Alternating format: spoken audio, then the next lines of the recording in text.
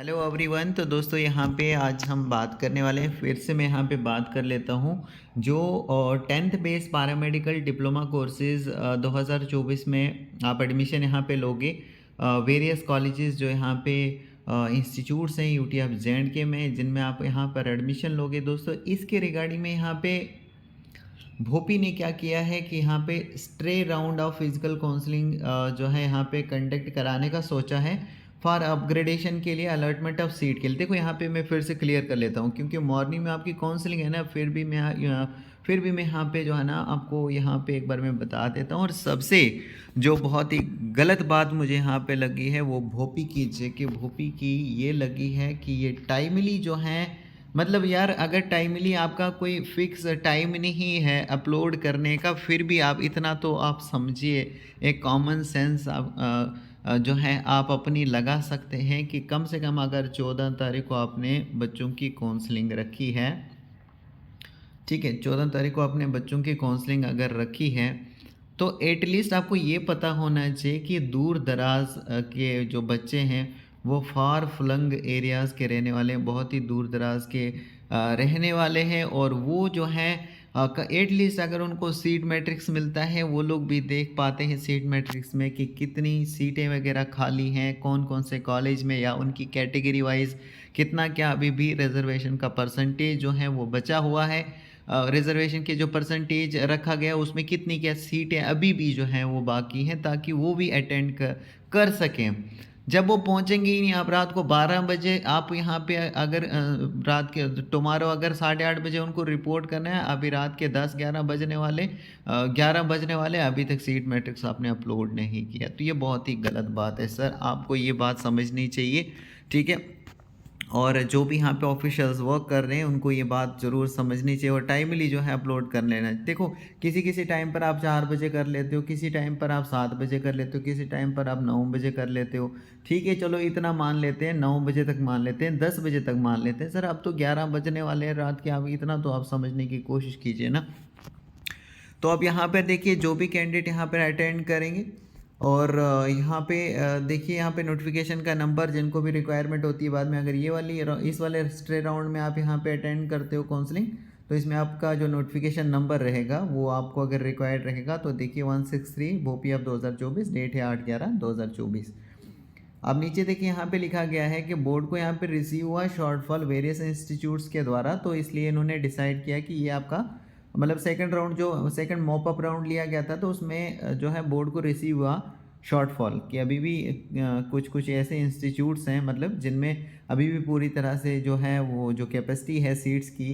तो वो फिल नहीं हुई है सीटें पूरी तरह से, अभी भी वैकेंसी है, मतलब वैकेंट सीटें हैं। इसलिए इन्होंने सोचा यहाँ पे बोर्ड ने कि आपका यहाँ पे एक स्ट्रे राउंड जो है, ये इन्होंने नाम दिया है इस काउंसलिंग को stray round of physical upgradation allotment counselling.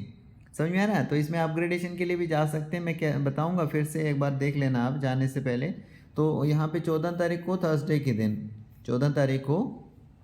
Thursday आती है, 1 से लेकर 1462 तक जो भी कैंडिडेट्स हैं, सभी कैंडिडेट इंक्लूडिंग रिजर्व कैटेगरी के कैंडिडेट्स भी यहाँ पे जाएंगे। सुबह के 8:30 बजे से आपको जाना है और 10 बजे तक, ये टाइम बहुत अर्ली बताया गया, 8:30 बजे से 10, तो 10 बजे आप 9 बजे के बाद पहुंच जाइए, अगर पास में रहते हो तो 9 बजे 9:30 बजे आप वहां पे जाइए, क्योंकि बाकी कुछ फॉर्मेलिटीज़ रहती हैं जो फुलफ़िल करनी होती है आपकी, जैसे काउंसलिंग की फ़ीस होती है, अटेंडेंस वगैरह, चॉइस फिलिंग का फॉर्म वगैरह होता है, वो वहाँ पे अब कंप्लीट करना होता है, तो इसलिए आप थोड़ा सा, श्रीनगर साइड में तो काफ़ी सर्दी भी है, काफ़ी सारे कैंडिडेट्स ने शेयर भी किया हुआ है कि उनको काफ़ी दूर से आना पड़ता है, और जो है उनको श्रीनगर पहुंचना है, भोपी ऑफिस पहुंचना है, तो उनको सीट मैट्रिक्स जो है पता लगता है, तो ये बहुत दुख की बात है कि उनको जो है वो इतना फेस करना पड़ता है।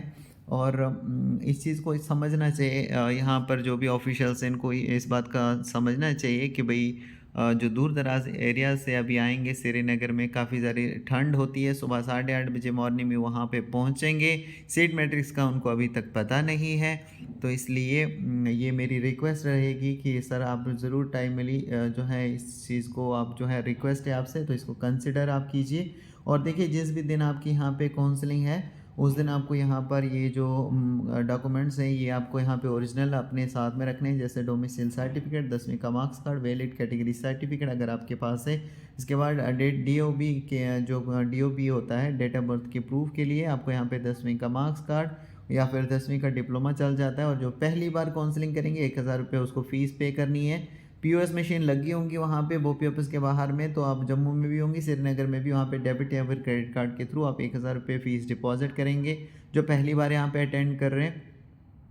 जिन्होंने पहले अटेंड की है मतलब फ़ीस वगैरह पे की है, उनको दोबारा से पे करने की ज़रूरत नहीं है, ठीक है ना। और जिनको भी अपनी चॉइस के मुताबिक कॉलेज मिला है तो उनको यहाँ पे काउंसलिंग के लिए नहीं बुलाया गया है। जिन्होंने मिस वगैरह की है, जो अपग्रेडेशन वगैरह चाह रहे होंगे या फिर जो फर्स्ट टाइम कर रहे हैं उनको यहाँ पे आना है। जिनको अपनी पसंद का कॉलेज मिला है उनको यहाँ पे आने की ज़रूरत नहीं है।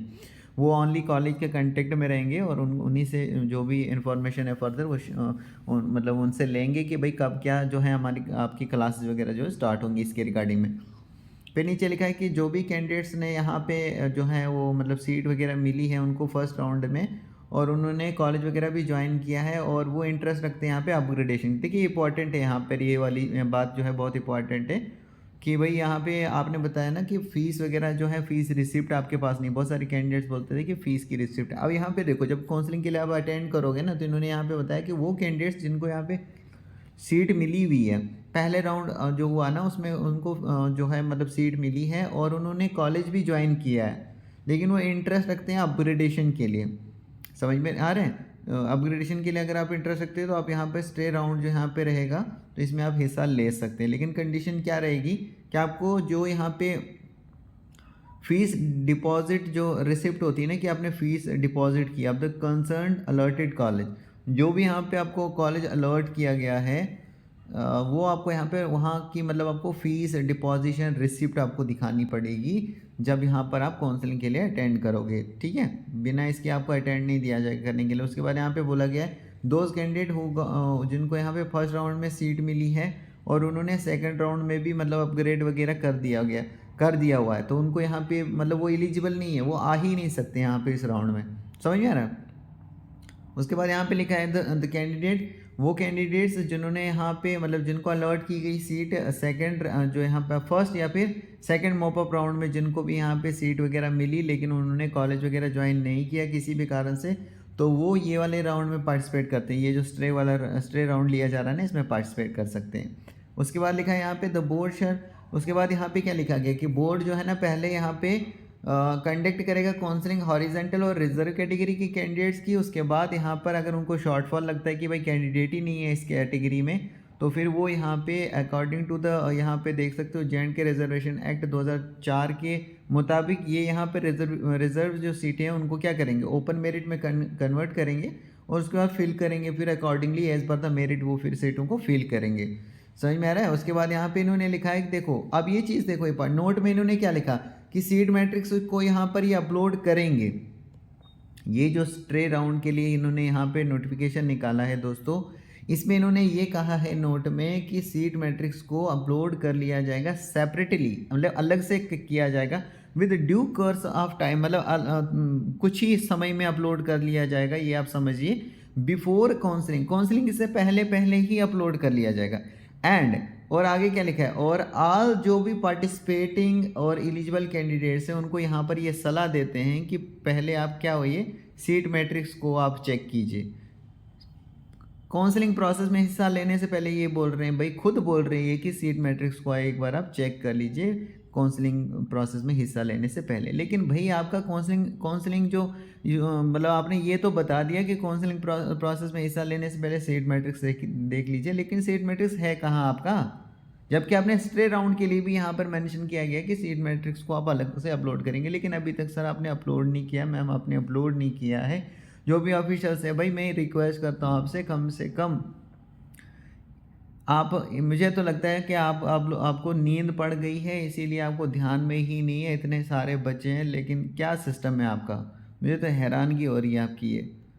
तो नीचे बाकी जो भी बाकी क्या लिखा गया है यहाँ पे बाकी टर्म्स और कंडीशंस जो हैं वो सेम रहेंगी, जो भी नोटिफाई की गई हैं बोर्ड के द्वारा ई इन्फॉर्मेशन ब्रोकर के थ्रू, नोटिफिकेशंस के थ्रू, नोटिस के थ्रू, जो भी टाइम टू टाइम इशू की गई है वो बाकी सेम रहने वाली है। बस यहाँ पे सीट मैट्रिक्स का मसला है, यहाँ पर सीट मैट्रिक्स इन्होंने अभी भी अपलोड नहीं किया है, तो बस यही रिक्वेस्ट है कि वो यहाँ पर इसको अपलोड करें ताकि जो बच्चे हैं उसको देख सकें और वहाँ पर अटेंड कर सकें। ठीक है, so thank you very much.